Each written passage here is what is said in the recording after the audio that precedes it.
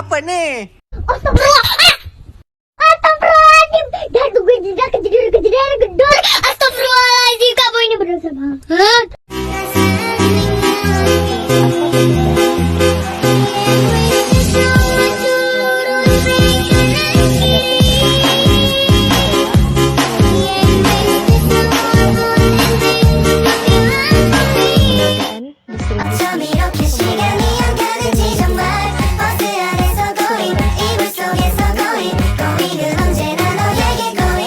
Tidak hanya pada manajemen produksi dan distribusi, namun meliputi pemasaran, pengembangan produk baru, keuangan, dan layanan konsumen.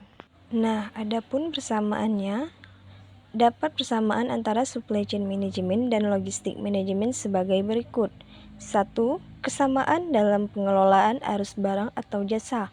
Kedua, kesamaan dalam pengelolaan pembelian, pergerakan, penyimpanan, pengangkutan administrasi, dan penyaluran barang.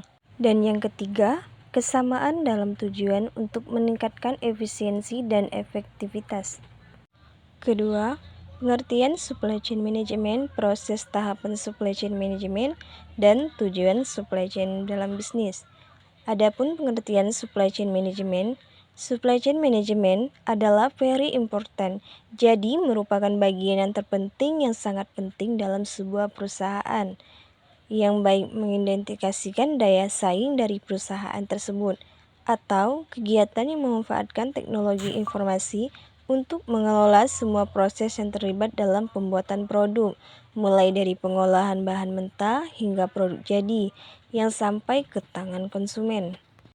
Ketiga, jelaskan peran supply chain management di restoran. 1. Perencanaan atau planning. Dalam perencanaan atau planning dibagi menjadi dua bagian. Adapun A. Demand planning, yaitu bagaimana perencanaan dilakukan atas permintaan konsumen yang memiliki kaitan erat dengan fungsi marketing atau sales. B. Supply planning, yaitu perencanaan atas beberapa banyak bahan baku dan material pendukung yang harus tersedia untuk memenuhi permintaan tersebut. Kedua, pengadaan atau sourcing.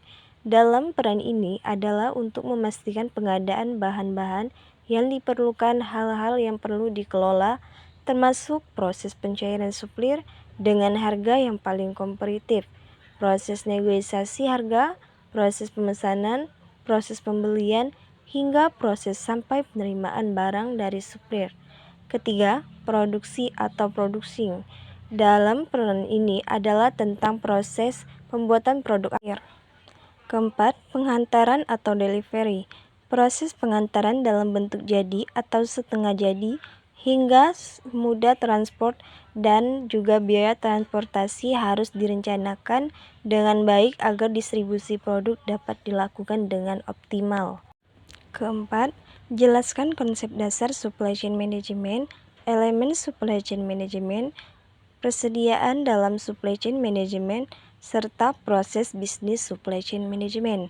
Adapun konsep dasar supply chain management adalah konsep dasar tujuan elemen persediaan, proses bisnis dalam supply chain management yang pertama, yaitu konsep dasar survei manajemen terkait dengan seluruh aktivitas yang terlibat dalam pengadaan dan penggunaan dari sebuah produk. Tujuan supply chain management. 1. Mencapai biaya yang minimum dan tingkat pelayanan yang maksimum. Kedua, memenuhi kebutuhan konsumen dan menghasilkan keuntungan. Ketiga, bisa memenangkan persaingan pasar. Keempat, merencanakan dan mengkoordinasikan semua kegiatan yang terdapat pada supply chain management itu sendiri sehingga akan tercapai pelayanan kepada customer yang maksimal. Kelima, memaksimalkan nilai keseluruhan yang dihasilkan untuk memenuhi kebutuhan dan permintaan customer. Adapun proses atau tahapan supply chain management. Yang pertama, pemesanan. Kadang-kadang perusahaan yang melakukan perencanaan produk-produk yang harus dibuat atau diproduksi itu berdasarkan pemesanan atau berdasarkan tingkat penjualan. Misalkan perlu manajemen bagaimana memperkirakan kebutuhan pasar sehingga ketika produk itu kita buat itu tidak overstock, sehingga dipastikan bahwa produk itu bisa terjual sesuai waktunya. Kedua, perencanaan. Kapan perencanaan jadi? Kalau setelah pemesanan selanjutnya, kita rencanakan produksinya. Ya, perlu direncanakan dengan proses testing tadi. Ketiga, pengadaan. Tentu saja ketika ingin memproduksi membutuhkan barang bahan baku untuk diolah. Ini perlu juga mempertimbangkan bahwa misalnya harga terbaik ya dari vendor yang mungkin untuk bahan baku bisa melalui tender. Ini untuk tentu saja butuh software juga atau aplikasi juga untuk misalnya pengadaan barang terkait bahan baku, termasuk di dalamnya alat-alat produksi. Tahapan pengajuan biasanya melibatkan pengendalian, pengajuan, persetujuan, pembelian, dan pemesanan ke supplier atau pemasok. Keempat, produksi. Produksi merupakan proses yang mengolah seluruh bahan baku tadi menjadi produk-produk jadi. Proses ini biasanya tidak hanya melibatkan tenaga kerja manusia, biasanya juga mesinnya. Ini perlu juga di manajemennya. Jangan sampai ada terjadi pemberhentian proses produksi karena akan menyebabkan penundaan pengiriman pesanan karena barangnya enggak jadi.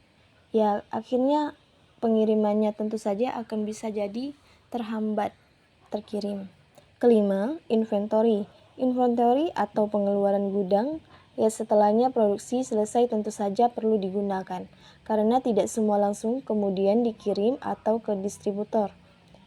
Ini ada yang namanya proses tidak hanya dari produksi, jadi sebenarnya bisa juga dari pegudangan data-data dan barang bahan baku, juga hasil produksi tadi. Keenam, pengiriman atau tahap distribusi. Setelah barang di packing, kemudian digudangkan suatu saat pasti akan dikeluarkan untuk didistribusikan. Ini melalui kurir dan transportasi yang sudah siap sebelumnya agar berangkat dapat segera dikirim.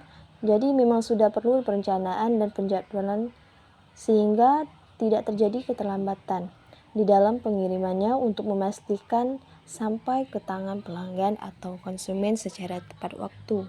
Yang terakhir, retur.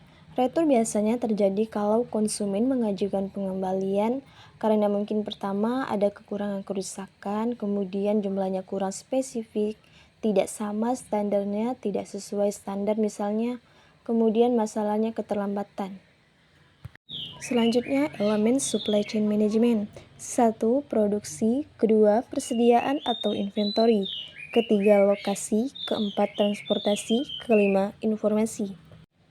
Manajemen persediaan dalam supply chain management. 1. Material atau bahan baku. Kedua, barang setengah jadi. Ketiga, barang komoditas. Keempat, barang proyek. Proses bisnis dalam supply chain management. 1. Customer relationship management. Kedua, customer service management. Ketiga, demand. Keempat, customer. Kelima, manufacturing full management. 6. Procurement. 7. Pengembangan produk dan komersialisasi. Ke-8, return. Sekian dari presentasi saya kali ini. Terima kasih.